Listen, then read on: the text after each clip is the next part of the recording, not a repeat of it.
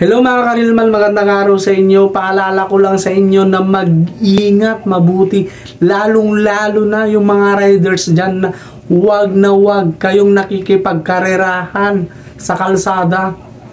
Panoorin nyo yung full video na to. Mga kabataan na nagkakarerahan at nagsalpukan mga karilman.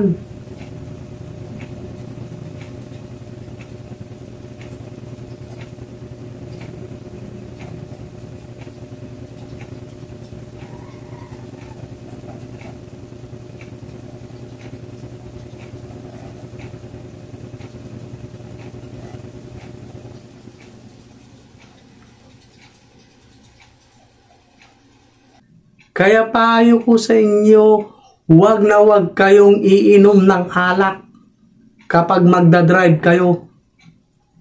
Dahil kapag nakahawak ka ng manuela, ay akala mo mabagal ka, yun pala, tumatakbo ka na ng 200.